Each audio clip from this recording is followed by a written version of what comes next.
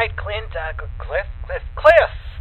Welcome to the St. Augustine's Asylum for the Mentally Ill. My producer Tom said good things about you. In your backpack is a flashlight, a voice recorder, an EMF, and a couple of little fun occult things. We'll let you know when to take those out. Ready to pay off some of those college debts and beer tabs? Well, of course you are. And when you're ready, enter in through those front doors.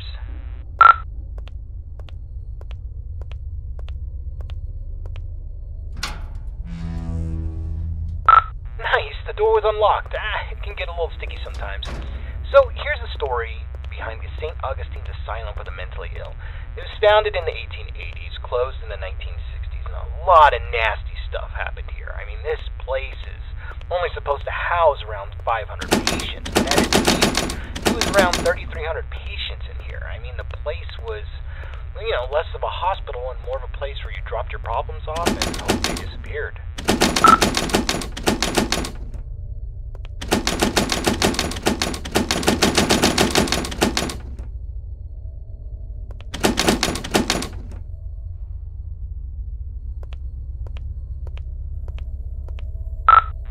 This place was sort of against what the Bible's supposed to teach. I mean, there was no love here, no grace, no healing. The patients were not here to be rehabilitated.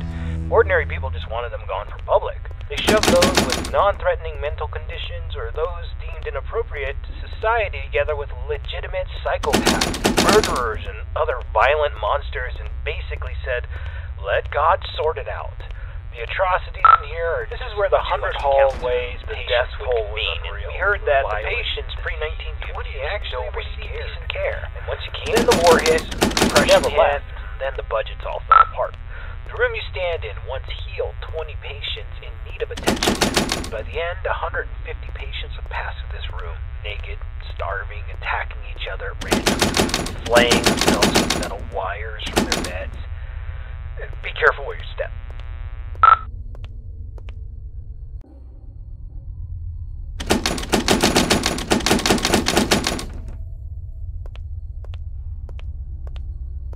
Alright, this is a good place to start. I want you to take out your voice recorder and I'll hopefully be able to awaken this place. Okay, spirits of St. Augustine, please reveal your presence to us. Show us that you are in this room. Feel free to interact with anything or speak to us. Use your words, use your voice, and let us know that you're here. Okay, play that back. Just know that you're here.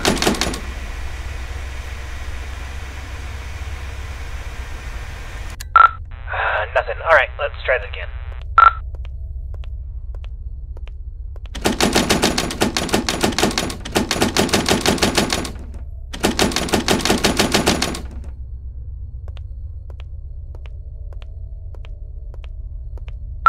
Alright, let's try this. Ghosts of St. Augustine, please let us know that you are still in this hospital. I give you permission to reveal yourself. I give you permission to come to life. Just give us a sign that you're here. Tell us where you are. Speak to us now into this microphone. Alright, check that. Now into this microphone. Alright, let's try one more spot.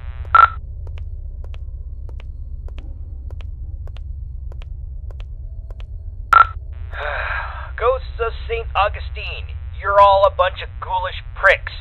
Show up or piss off!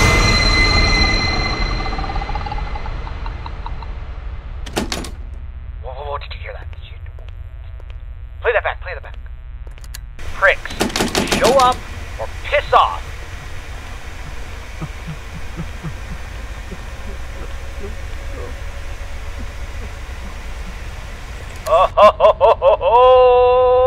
Alright, looks like we got an investigation. Alright, I want you to go down the morgue hallway, and we're going to continue our investigation in the other gathering area.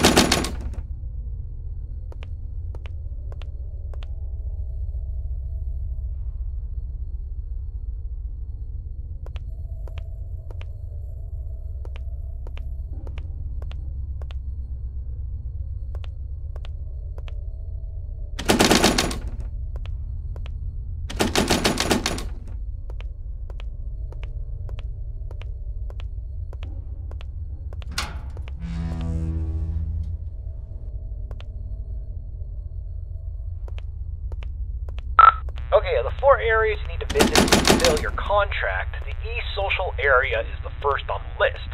This is the area where the inmates who are deemed a danger to society would convene.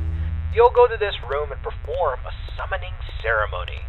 So walk into the center and we will begin.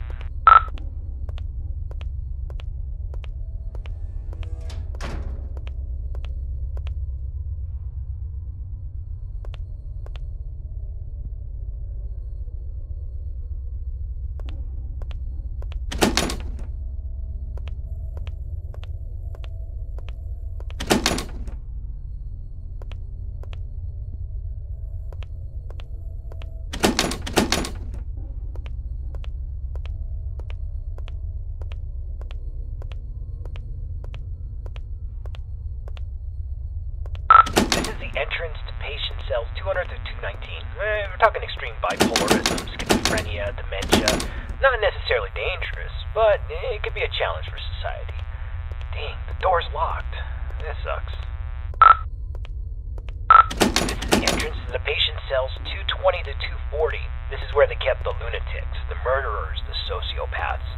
The worst of the worst, including Clive the Peeper Johnson. You'd think he'd be a pervert with a nickname the Peeper, but the truth is far worse. He was extremely manipulative and very intelligent. He was a murderer and a maimer. Most of his victims could never identify him because he managed to convince them to gouge their own eyes out with metal wires and even their own fingernails. He came here due to legal loopholes, and when the facility went off the rails and the doctor stopped caring, he jumped into action. The patients who didn't listen were tortured, and the ones who did wandered around the facility, blind, screaming, and in constant fear. This door's locked too. Let's just start the ceremony.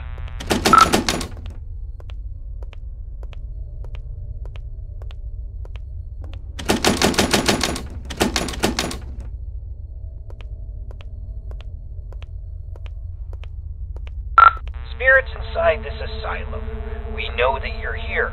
We release you from your restraints. Come forward and live again. This person is no longer shielded from the realm of the dead. You may be seen, interact, and manipulate him in any way as you see fit.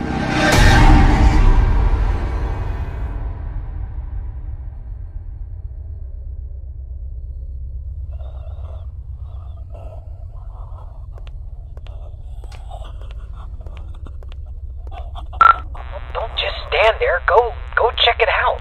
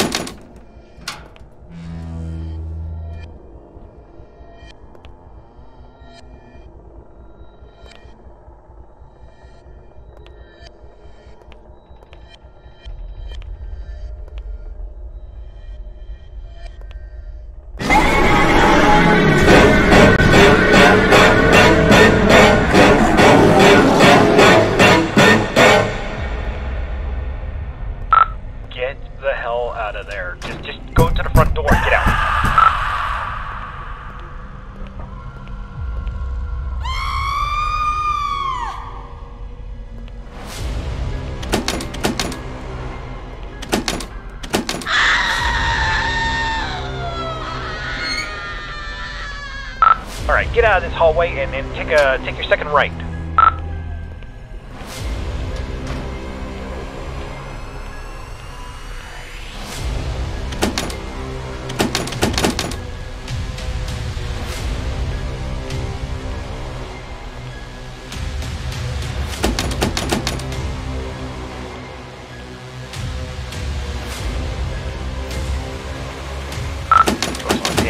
Oh, okay, there's a staircase. Take the staircase up to the second floor, and you should be next to a fire escape. You should be able to get out that way. So go up the staircase.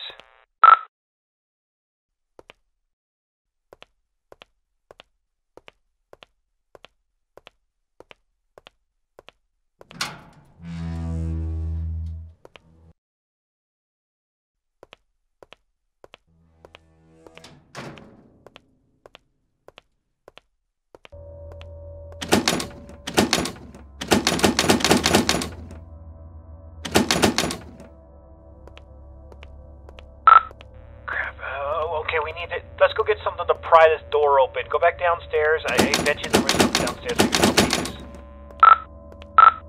Hold on. That staircase wasn't there before. This place doesn't even have a basement. What is going on? Alright, just. I don't think you got any other choice. I think you gotta make your way downstairs.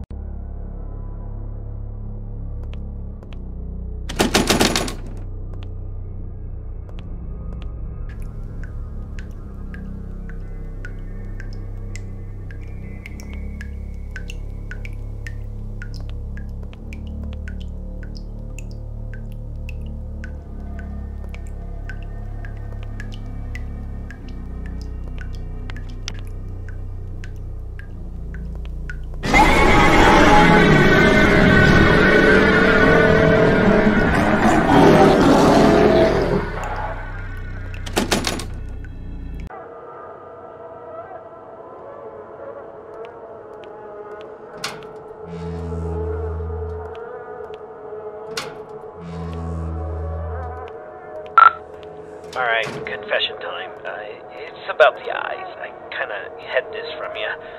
There's an urban legend, and I repeat, it's an urban legend about the peeper, Clive Johnson. You see, there was a patient who suffered from dementia and swore that Clive was more than just a mere man, and he would kind of haunt this patient all throughout the day.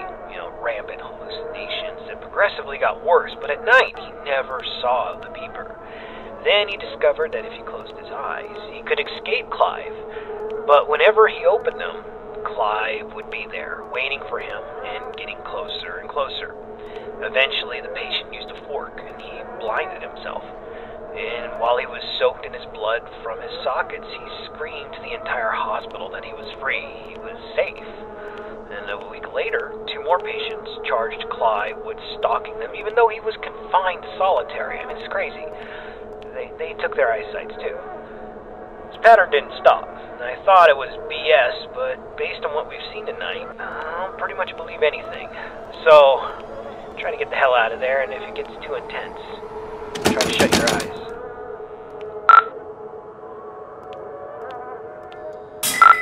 Damn flashlight broke. I can't use that anymore.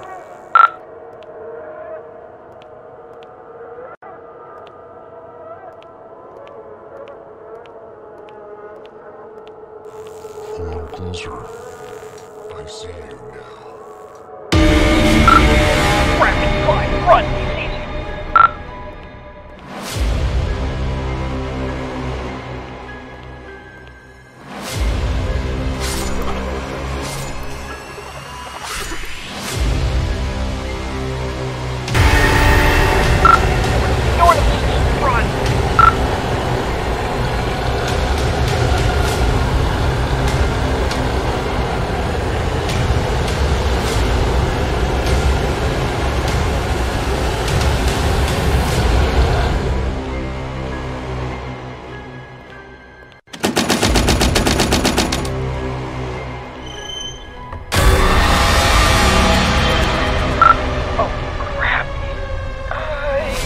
You got a choice. Either he gets you, or you're gonna have to cut him out.